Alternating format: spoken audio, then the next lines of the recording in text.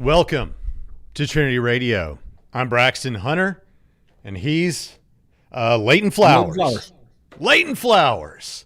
Man, it's so good to have the Leighton Flowers on this show after such a long time. There's no excuse, and I want to apologize, Dr. Flowers. Oh, you don't apologize. Say that again. We were breaking up a little bit. Oh, y'all can still hear me, can't you? I didn't lose you already. No, we're good. Start the broadcast. Okay. Yeah, no, I'm good, man. Thank you for having me on the program. I appreciate the invitation, as always. Well, for those that don't know, real quickly, Leighton Flowers is an expert who did his doctoral work on things related to soteriology, which has to do with the doctrine of salvation. So the way that plays out in his ministry is primarily with interacting with people who take the position known as Calvinism, which is not a monolithic position. There are many Calvinists who hold to slightly differing takes, but he responds to that and holds to a position that emphasizes libertarian free will, as he believes the Bible teaches libertarian freedom, which is the notion that determinism, if you have libertarian freedom on one hand, which says that you are the source of your choices, ultimately, either you could have done other than whatever you ended up doing, or nothing external to you determined your choices. Determinism, on the other hand, would say that, well, no, actually, things external to you did determine things that resulted in your biology or whatever else that resulted in this. And on a Christian perspective, determinism is a little different because you have divine determinism. God is the one who is determining, or is at least the source of these things. And so for that reason, there's a little bit of a rub. Many of you are aware of the rub between Arminians and Calvinists. But what if you don't find yourself feeling very much like an Arminian or a Calvinist? Is there another position for you?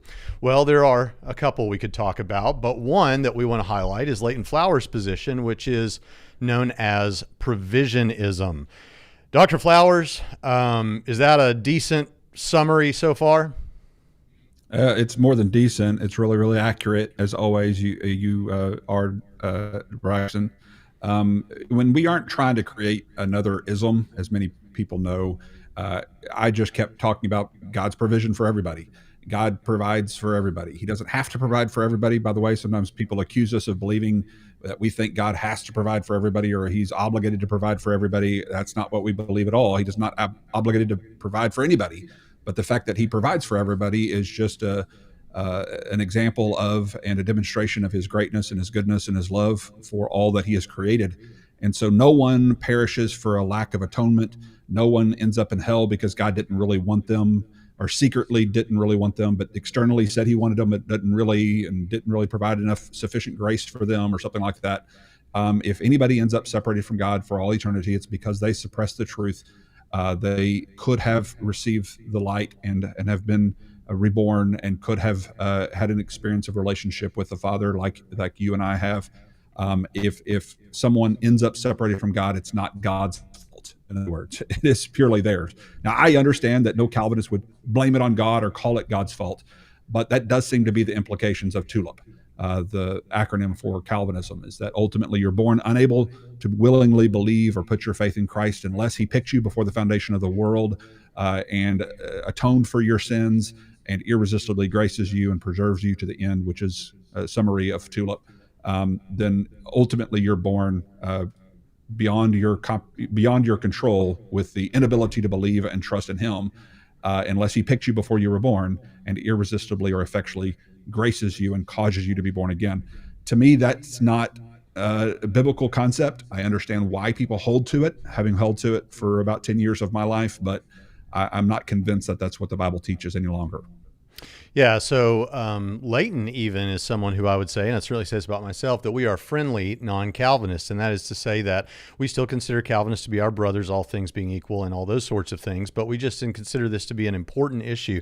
Now, Leighton, you and I have a history. You mentioned that you had been a Calvinist, and I knew who you were probably before you knew who I was, but I remember meeting you for the first time in, I think, Columbus, Ohio at the Southern Baptist Convention, or maybe it was Baltimore, Maryland, I don't know.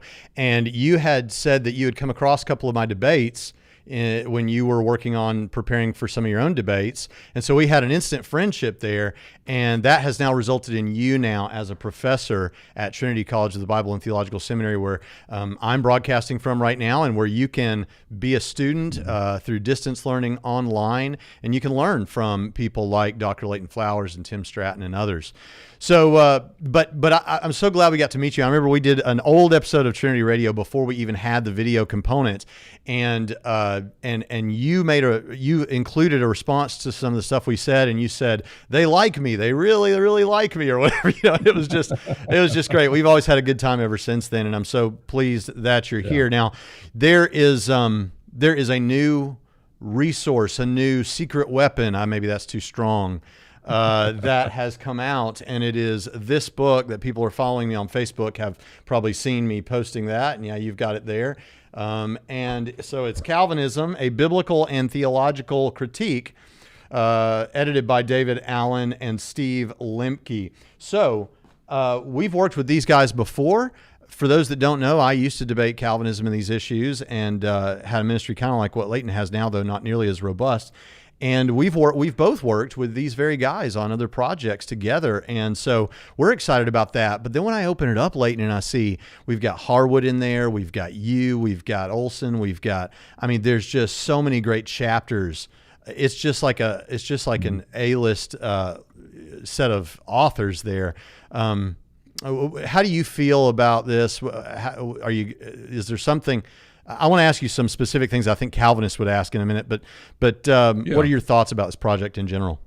Well, I was real honored to be included. Many of who follow my broadcast know that I always talk about how I'm just an average guy that likes to try to understand complex doctrines and understand them. I did youth ministry for a lot of years, and so people will accuse me of analogesis and all those kinds of things because I tell stories and I use parables, much like Jesus, by the way, on that front.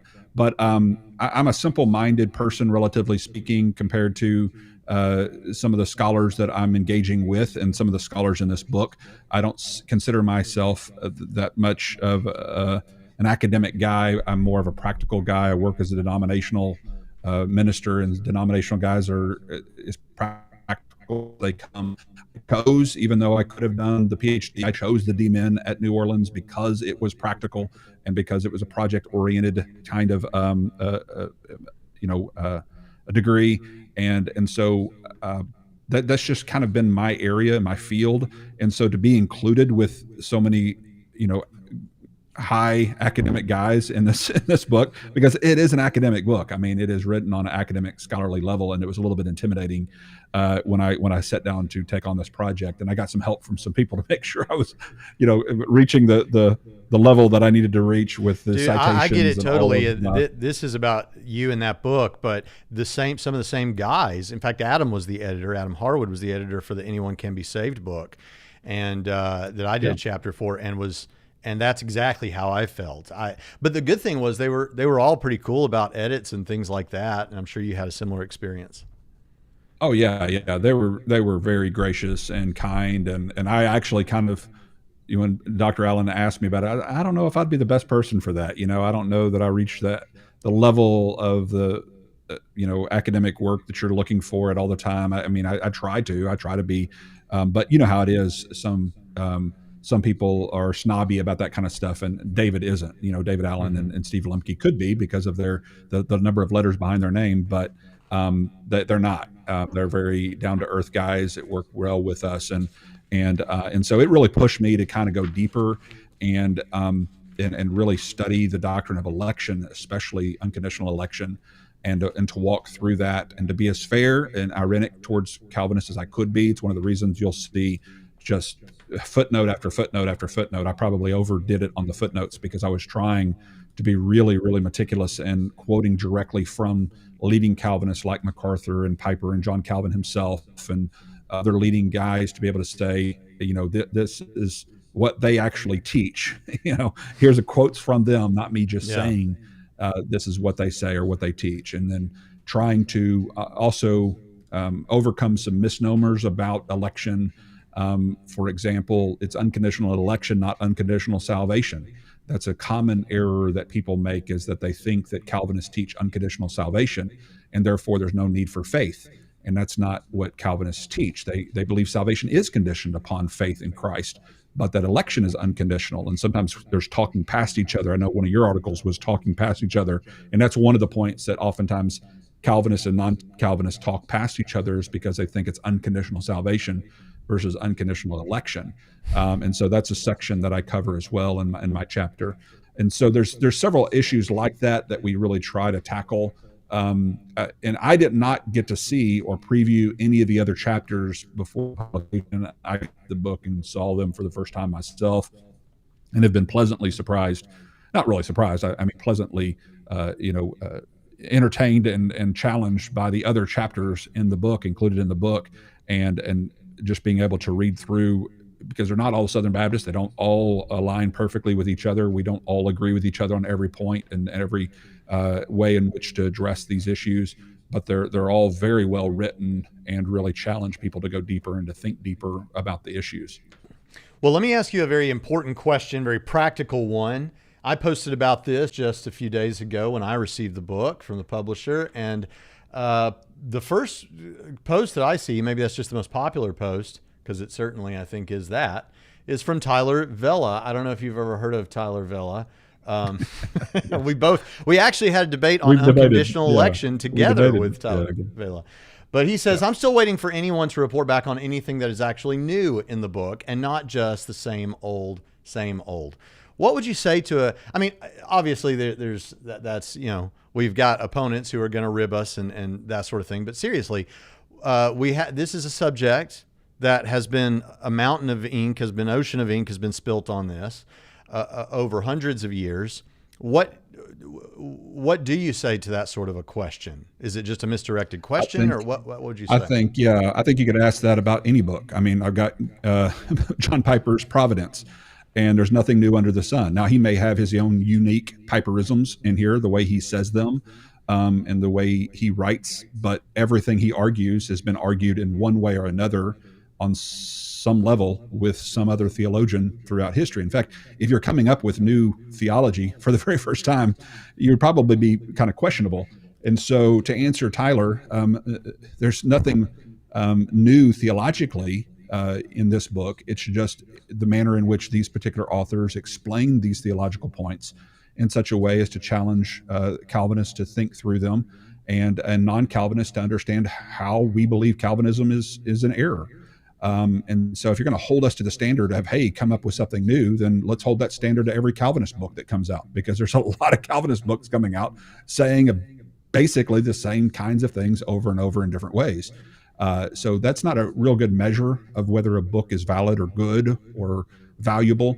I think one of the things this particular book does provide is a very academic approach to this issue, with a really good index, biblical index, as well as an author index, subject index, where any layman could open up the back of it, look up a verse, and find every time that verse is mentioned or brought up, can look up a particular author or a particular subject, or you may not know, for example, much about atonement, or what the doctrine of limited atonement is about. You could look that up and find not only David Allen's chapter, but other chapters that reference the atonement, or any of these subjects related to soteriology. You could look those up. You could also see where other authors cited other authors and referred to MacArthur or Piper or these kinds of things. All of that's in the index. And so it's a tool that can really be used to help a person who's looking for answers to the issues that Calvinism brings up in such a way as to understand why there are some very robust theological minds in our world today who disagree with the conclusions that Calvinists bring to the text. And here's a tool that you can pull that off your bookshelf and immediately look those things up and find some good answers to those problems. So here's a interesting question that came up. And by the way, you can ask your questions for Dr. Flowers or for me. You can feel free to ask those questions. It's helpful if you put the word question at the beginning or tag Trinity Radio at Trinity Radio.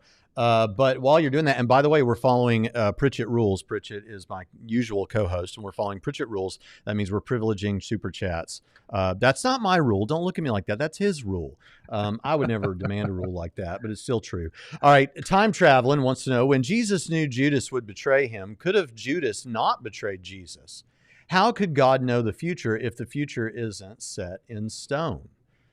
So what do you say to that? Is that clear to you, that question? Yeah, I mean, I'll borrow from one of our favorite philosophers because it is a philosophical question, from William Lane Craig, who talks about the difference between certainty and necessity. Something can be certainly known without being necessitated, i.e. determined by the one who knows it. So just because Jesus knew that Peter would deny him 3 times before the rooster crowed doesn't mean that Jesus was somehow meticulously, causally determining Peter's denial, nor the rooster crowing for that matter. The fact that someone can know something prior to it happening does not mean that that person is determining that thing to happen. So it can be known for certain, but without being determined by the one who knows it. And that is a quandary. It is beyond our full comprehension. It makes our brain scramble just as much as you might remember back in the 80s when you first watched the Back to the Future type of movies. Your brain gets kind of trying to figure this out and how time works and time travel. Would that really work? Would this really change that? And all these kinds of things. Our finite brains can't even comprehend simple little concepts like that, much less the A and B theory of time that you've talked about before. But all of those are philosophical quandaries that we can bring to the text. I think what we've got to be really careful of is not to allow our theology to be dictated by those extra biblical philosophical questions, but instead go back to the text and just simply say, is God good? Is he holy? Is he righteous? Does he even tempt him into evil? Is pride and lust from the Father, or is that from the world, as 1 John 2:16 tells us? Go back to the text and let's look at the revelation of Scripture. God is holy and just and good and right, and he certainly wouldn't be the causal determiner of men's evil thoughts, actions, and deeds. And so whatever philosophical conclusions you come to, I think you have to come to one that defends the character and the goodness of our God. Yeah, and it's not that difficult. I mean, first of all, I want to clarify that I don't see anything here that would result in some kind of a contradiction that would mean this can't be true, even if there is some mystery for some folks. But for me, I don't have a problem saying, like I say this with Peter a lot, Peter denying Christ. Say, okay, well, was Peter not free after Jesus said that would happen? Was Peter not free? Could he not have done otherwise? Well, the thing is, the problem with the question is God knows in eternity what we freely do in the present. If Peter would have freely chosen to do otherwise, God would have known that in eternity, and Jesus would have said otherwise. I just don't see a problem with that sort of thing. I think Alvin Plantinga has fleshed it out more in his defense of free will, maybe not in the book, but somewhere in journal articles or something. But there are ways of explaining that. And I'll tell you something, some of these things that people seem to have issues with, like this very issue, like the knowledge isn't necessarily causal, as it's sometimes phrased, that if God knows the future, it means that he has to have caused it in a certain way. These are things that this is not me trying to be condescending, because it could be that I just haven't reached this point. But at some point you think about some of these concepts for long enough and something clicks for you and you go, oh, I see what they're saying now. I see what they mean. And for this, I just don't think that's a very powerful objection at all. There are very simple defeaters, I think, to the claim. Yeah. And the whole set in stone, I mean, what does that mean? Does it mean that he couldn't do otherwise in the present?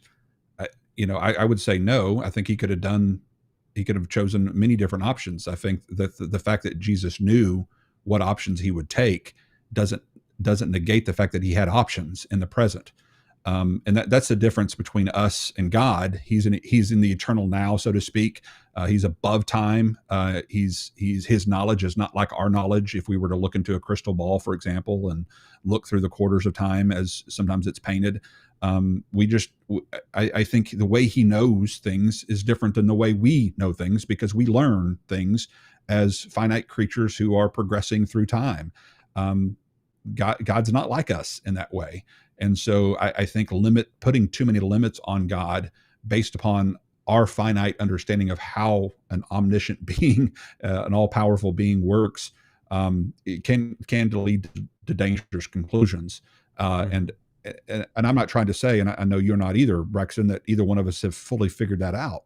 That's why we have a lot of these philosophical questions and quandaries. But yeah, like let me give an example of that. Yeah. And I know we have probably some of your listeners here who don't typically listen to the show, but what we're trying to establish here is something like, okay, if an atheist were to say to us, well, there's just no way that a loving, all-knowing God can exist because of all the pain and suffering and evil that we see in the world.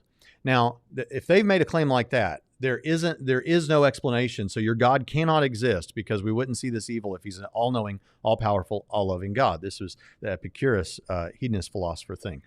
And now, if someone's saying something like that, I may not know why God allows. I think there are indications in Scripture, but let's say I didn't know that. I may not know why God would allow certain things to happen that are evil, but I can still show that the claim that the only explanation is that there isn't a God is false. How would I do that? Well, I would just give any possible explanation for why God might allow such evils. And even if I don't know if they're true, if that's the reason, so long as there are options available, then it means that the claim that this must mean God does not exist fails. Right. And similarly, they're called in debate. Yeah. They're called defeaters. Yeah, defeaters. Yeah, right. Mm-hmm. Yeah. And so, a good way of understanding defeaters is I've said this one many times. Let's say me, you, and my co-host Jonathan, we're all physically in the same room together, and Jonathan got up and left, and he came back a few hours later, and there's no windows in our room, and let's say he's dripping wet, and you say the only, which you never say this, you're much too good as a logical person to do this, but you might say something like, the only explanation is that Pritchett got into a shower with his clothes on. Well, I don't know if he did or not, but I know that that's not the only explanation, right? He could have fallen in a pond. Somebody could have dumped water on his head to make a joke out of him. That happens every other day around here. So I don't know. So the point is, that works with I think in this department too. I think with what you're saying. Yeah, absolutely. So, all right, let's see what else we got here. Someone says, Jacob Overstreet says, the book is fantastic. I highly recommend it. All right. And now this is a person I'd like to know what you would say to Dr. Flowers, because LSR, I guess, 86 says, I agree with provisionism. That's the perspective that Dr. Flowers described a moment ago. And it is a non-Calvinist perspective that presents libertarian free will as flowing from the Bible and all of that sort of thing, with an emphasis on God's provision for all. But many Arminian or non-Calvinist positions include a conditional security or some other view than eternal security, or once saved, always saved, as it's sometimes put, or as Calvinists frame things up, perseverance of the saints. So what would you say to a person like this? Because I know there are a lot of people, even in your Facebook group, who would say, I'm with you on everything else, I just can't get on board with this. Yeah, and I've even said I don't like the terminology of once saved, always saved. I've talked about if regenerated, always regenerated. If born again, always born again. I don't think somebody can be born again, indwelled by the Spirit, and then lose that relationship with the Father. Now, I do believe people can be on the path towards God and very open to the gospel, and then veer off and lose that. And in that sense, if God has provided for them, then they are losing their salvation, because salvation has been provided for them. And so anybody who ends up in hell on provisionism has lost a salvation that has been provided for them. And so that's what makes hell so tragic. And this is where I'm somewhat, I hate to use the word agnostic, because that carries other connotations with regard to the debate over atheism and agnosticism and those kinds of things. But I'm somewhat agnostic with this point, simply because we can't know the heart of any individual. In other words, there's not a practical difference between the way I would treat somebody who seems to have fallen from the faith, so to speak, whether they're an apostate, someone who is truly born again, who is now not born again because of their renouncing the faith or something of that nature, or somebody who's maybe in a backslidden state, somebody who was never saved in the first place, and we don't know the condition of their heart. And so there are different possibilities. I don't know their heart. God can see the root, and I can see the fruit, but I can't know what God knows. And so if somebody's denouncing Christ, even if they once expressed faith in Christ, I'm going to do the exact same thing that a Calvinist would do, and that an Arminian who denies the eternal security doctrine. I'm going to call them to faith and repentance, because I have no way of knowing whether they're, again, a backslidden Christian, an apostate, or somebody who was never saved in the first place, who maybe is like 1 John talks about, those who are not among us were never of us. We just can't know their heart condition. So I would just say I think it's a secondary issue. I'm fine with people calling themselves provisionists who believe in a concept of apostasy, of people renouncing a faith that they once had, and they can believe differently than I do on that point and still be a provisionist with the whole of the concept that God provides for all people. I'm fine with. I'm not going to make an issue of it or throw somebody out of the kingdom or of the provisionist camp if they take issue with me on that point, if that helps. Well, the freed thinker here, Tyler Villa, asks this question: can God not allow libertarian free will choices but stop evil outcomes, I guess, from those choices? Why can't he allow someone to choose to murder but then step in to prevent them from accomplishing it? I'm happy to speak to that, but Dr. Flowers, if you'd like to speak to that. Well, I'll just say he could. There's nothing to say that he couldn't do that. In fact, you probably could show examples of where God stepped in and stopped somebody from libertarianly freely fulfilling their desire. I think of Jonah. He libertarianly freely chose to go to Nineveh. God stepped in and stopped him from doing that. I think of Abimelech wanting to sleep with Sarah, and God stepping in and stopping him from doing that.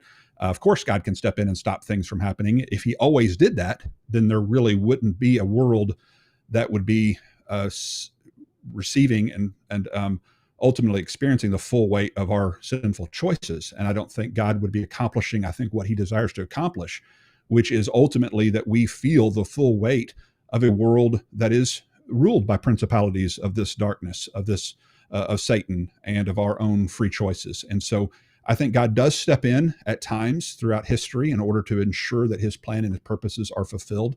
But those aren't normative. In other words, God's not always meticulously stepping in and causing everything that happens in the way that some determinists seem to think he does work. And so that's the way I'd answer that question. I'd like to hear more. Yeah, I mean, and then in addition to that, one thing that I think is important to note is the question asks, why can't he allow someone to choose to murder, but then step in to prevent them from accomplishing that? Now, since I know you don't think the Godfather has a physical foot, what do you mean when you say step in? What does that look like? How does that play out? And the reason that I'm asking that is because Tyler, that one of the typical responses to this from Christian thinkers is to say, well, look, if something like that were to happen, then you have a couple of things happen. First of all, the regularity of nature and the laws of nature and all those things becomes very suspect, because after all, you would certainly agree that there are all of these people who are depraved walking around all the time. And so you would have all of these almost Dr. Seuss type things happening where people are intending to do evil and then nothing is happening as a result.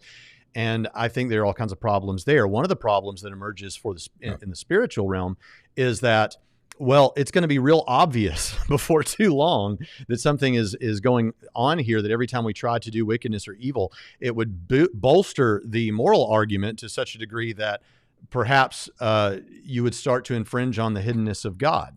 Now, in such a case, I mean, we respond to atheists who bring challenges about the hiddenness of God, but I would suspect the Calvinists might talk about, like my friend Jonathan McClatchy might talk about, the fact that if God makes himself more and more obvious to people that he has not chosen to elect to be saved, I don't know if that's how McClatchy would frame it up, but if that were to happen, you're kind of heaping up more judgment on these people because they're seeing more and more and now are responsible for what they've seen and rejected. So I think there's all kinds of things about that. There are atheists like Tom Jump who have taken it all the way to the extreme of saying, hold on, I can imagine a world that God could have made where everyone is free to do whatever they want all the time, but no one ever experiences anything that violates what they want for themselves. So that it's exactly like, it's like a video game where the difficulty is completely on invincible or something. So we've talked about all of these things, and I recommend a great, not that Tyler should be in the camp of atheists, but insofar as an atheist has brought something kind of similar to this, I would encourage you to check out the Clay Jones and T Jump discussion. I thought that was kind of fun. But let's move on from that. Anything else you wanted to say before we move on, Dr. Flowers? No, I think you covered it well. All right, let's see. I had another one in the thing here. Okay, here's one I wanted to cover. Uber Scheiser, who's an atheist listener, says, okay, this live stream will be informative, but not atheist interactive friendly. See you next week. Well, that is where you're wrong, Uber Scheiser.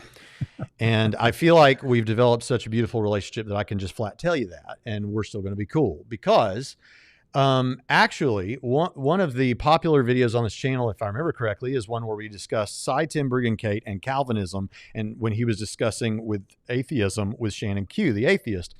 And people really enjoyed that. I find that even that many times people who are atheists who used to be in evangelical churches, whether they were Calvinists or not Calvinists, they were in those discussions then, and they still find the discussion kind of interesting even now. But then there also is this position where someone may have rejected Christianity after, may have walked away, however you want to frame that up soteriologically, Dr. Flowers, after people are no longer in the church, no longer claiming to be professing Christians. We find out that some theological perspective led them to that position. And so as a result, they rejected the faith. Now, you did a show about the former lead singer of Caedmon's Call, I think it was Caedmon's Call, who became an atheist and presented a very, I don't know how very, but a Calvinistic perspective. And I want to say about this that I'm not saying that that is necessarily always the thing that's going to happen, or that, look, Calvinism leads to atheism, but these theological issues, insofar as they can sometimes be a part of why someone walks away, it's important to clear them up. And even if you're an atheist viewer, Dr. Flowers. Yeah. Another example of that, Megan Phelps, who was a part of the Westboro Baptist movement, who's a horribly gross, quote unquote Christian. They're not really Christians at all, in my estimation, based upon their behaviors, but they're very hyper kind of Calvinistic determinists. And I even hesitate to call them Calvinists because I like Calvinists too much to put them into the same category because they're just horrible people. But she was obviously taught very high Calvinistic doctrines there with the Westboro Baptists, and she's having a discussion with Joe Rogan on the show, and actually quotes almost verbatim from memory Romans 9, saying this is one of the reasons that I've rejected Christianity altogether, is because I just can't see this as anything but evil. And she pretty much reads through Romans 9 in the conclusion that God is determined to save some and not others, and that most people are going to be reprobates and these kinds of things. And she's walked away from Christianity altogether because of her understanding, I think, faulty understanding of Romans 9. Derek Webb, as you already mentioned, is another one of those that similarly walks away from Christianity, citing Calvinistic uniquely Calvinistic doctrines as some of his reasons for doing so.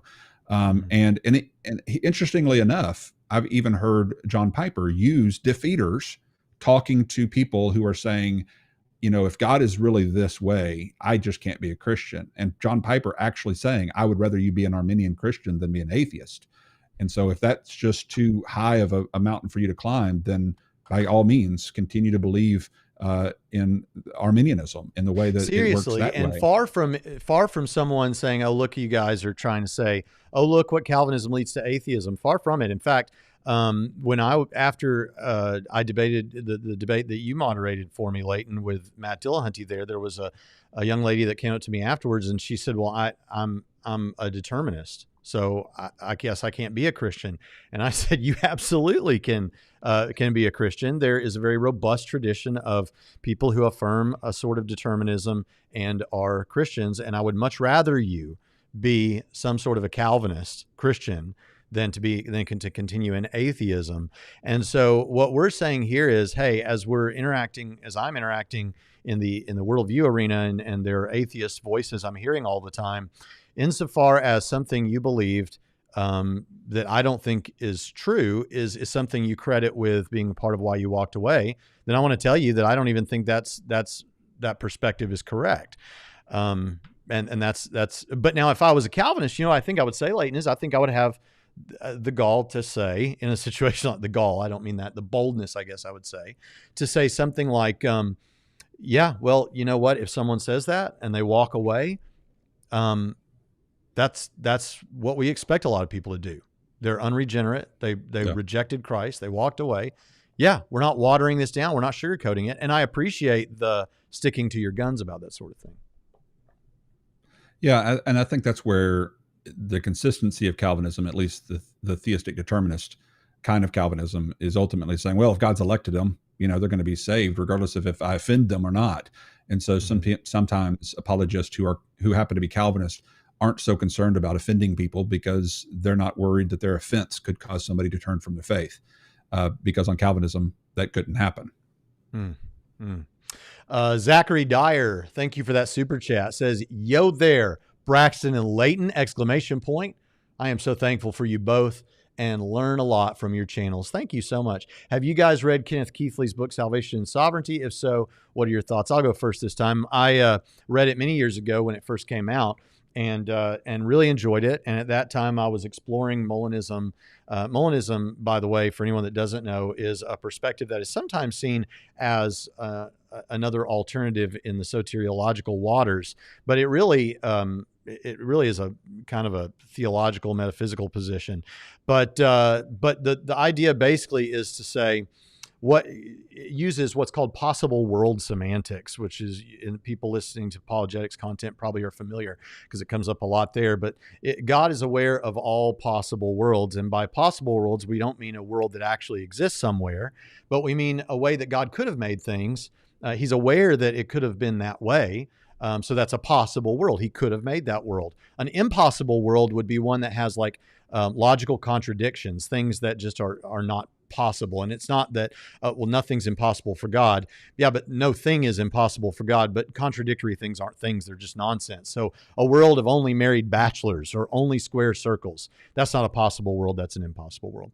So if you say, okay, I think God knows all those possible worlds and knows what I would be doing in all of those possible worlds, then we'd say, okay, God chose to actualize, to create the world where he knew that ultimately his ends would be best met, or whatever. But there's going to be sin in that world. So not everything is exactly right, but his purposes are met. And we would say human freedom is there. And many Molinists would go as far as to say, perhaps this is a world where the most people freely choose to be saved. But something like that. Now, if that all sounds really convoluted, let me make it as simple as it can be. Some people say it like this. I've said it before like this. To get started thinking about this, you just walk up to any person after church, regardless of education level, and ask them, do you believe God knows everything? Unless they're an open theist, they will say yes. And you say, and even open theists would say yes with a qualifier. You say, okay, you think God knows everything. All right. So do you think he knows what we would be doing if we hadn't begun this conversation? What other conversation we might be having, or where we'd be? And most of the time they'll say, yes, of course God knows that. Okay, well, that's middle knowledge. That's the idea that God knows what would have happened under other circumstances. And all this stuff about possible worlds is just the outplaying of that. Well, Kenneth brought that to the popular level in a certain respect. But I really think that book is I appreciate that there's an attempt, I think, to bring non-Calvinists and Calvinists together on certain issues. But it's so I think that certain things can sound confused from how some Molinists would say it, but it's still a great work and classic in that regard. Pritchett, I don't think shares my praise for it as much. Yeah, and I think I feel about his book, and I have read it, I feel about his book basically the same as I feel about Molinism in general. I am not primarily a philosopher. I'm primarily a theologian, and I've said many times that the reason I've never self-proclaimed as a Molinist is, one, I would have to be qualified to defend it if I do that. And so I don't ever feel qualified to defend the system. And so that's one reason. And then secondly, I don't think it's ever needed to answer any theological question posed by the scriptures. In other words, I think every passage of scripture can be explained without using Molinism in such a way that doesn't end up in theistic determinism. In other words, I don't think you need Molinism to avoid theistic determinism. And in other words, Romans 9, and this is the only issue I've had with Dr. Craig's work over the years, is that when I hear him giving commentary on a particular passage like Romans 8, 28 and 29, those kinds of passages that are controversial in the Calvinism debate, Romans 9, Ephesians 1, he will often almost immediately appeal to a Molinistic answer in order to qualify his views on libertarian freedom. I don't find that necessary. I find that as to be unnecessary philosophical answers when other easier answers are available. And I kind of felt the same way reading through some of Keith Lee's book. It's very well written. He's a really good author, and he really writes on a level you can understand things that are very complex. And I appreciate that about him. And so as far as a Molinistic book goes, it is a good book to explain kind of Molinism from a standpoint that anybody can really grasp it, understand it. He's a really good writer. I'm just not convinced that Molinism is the best way to describe or explain all of those issues that we have to grapple with theologically. Yeah, I noticed that. Thank you, mods in the chat, for getting rid of some pretty nasty stuff. Just last week, 20 July 1944 asked, is Braxton on autopilot? Block the porn. And I just want you to know, listen to me, Internet. I just want you to know I'm doing everything in my power to stop pornography. I'm trying to do it alone, starting with this channel. And one day I'm going to get to the point where no one's ever able to post that nonsense here. And then I'll worry about the rest of the internet. But cheer me on, and I'll continue to try for us. Also, good luck. I've started getting a live chat too on my shows, and you're just like block, and they're auto, they're just bots. That, yeah, I also wanted to, I'll make a video about this other comment I was going to throw up. Let's look here at, let's see here. Marlon Wilson was pointing that out. Thank you, Marlon. And I see here we have a super chat from Jamie Russell, Christian Middle Earth. That sounds fun. I am an open theist. Only God knows the future. Thoughts on any of that? Someone might be surprised to find an open theist talking about God knowing the future, but open theists affirm that God knows what he will do in the future or the events that he will ensure to bring about. Yeah. And there are other models even of open theism. But anyway, Marlon Wilson says, I'm cheering you on Trinity Radio. Well, listen, I want to tell you, brother, I have publicly on this channel told people to go watch your stuff. Thanks for showing up here. Hey, Marlon. Yeah. All right. So, Dr. Flowers, we've been at it for about 45 minutes. I don't want to take up too much of your time. Is there anything else that you want to say that needs to be said? First of all, check out Dr. Flowers at Soteriology 101 on YouTube. It's linked in the description. Check out his books. He has he's included in this book we've been discussing today, which is Calvinism, a Biblical and Theological Critique, with David Allen and Steve Lemke editing. But he has two other books that he wrote himself, all by himself. And there they are. I happen to have them right here. Yeah. And those are one of those is from Trinity Academic Press. Both of them are. Oh, both of them. Good. Yeah. Of course I knew that. Yeah, of course. Yeah. Thank you real quick. Isaac Barrett. Thank you for this. Is the Calvinist definition of sovereignty really determinism plus sovereignty, which really should be called determinity? All Christians believe in God's sovereignty. Dr. Flowers. Yeah. And this is something we've talked about. The book gets into this. It's not a matter of whether God's sovereign or not. It's how does he practice his sovereignty? In other words, how does he display his sovereignty? How does he choose to rule? Of course, he could meticulously determine every thought, action, and deed like the hard determinist says that he does, because he's all powerful. He could certainly create a world of automatons, as C.S. Lewis accuses that position of holding to. But you would also have to admit, if God's truly all powerful, that he could also choose to give us at least some level of autonomy, some level of free libertarian choice. And so the question is, which view of sovereignty is the biblical view of sovereignty? Because that's the view that we need to be promoting.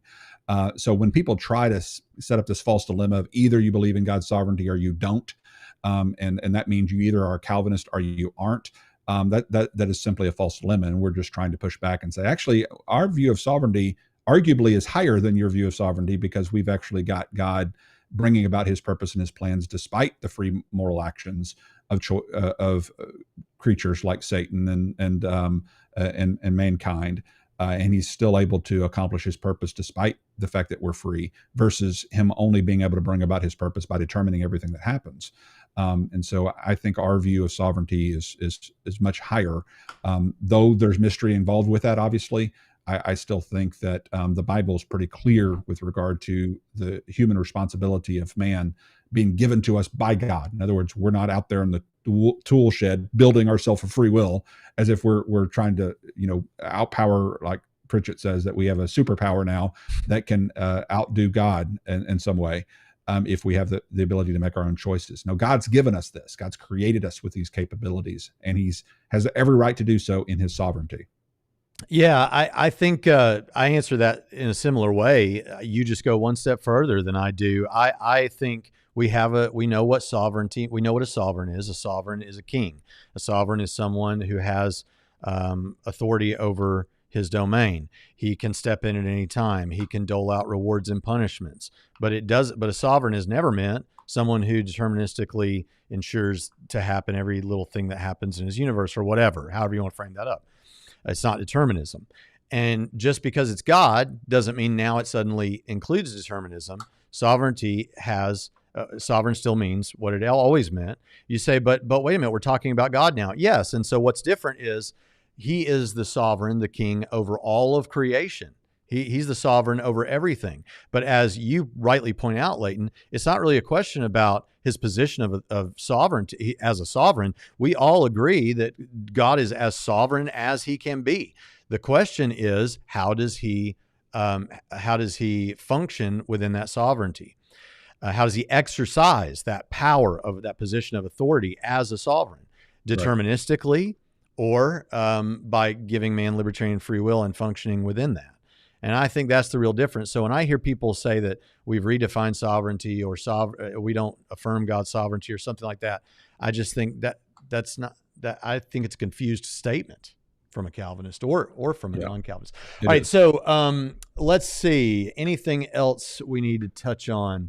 Dr. Flowers, I want to tell you I've enjoyed you being here, and we're going to have you back more regularly. But I have an announcement that I'd really like to make right now. We are working on something.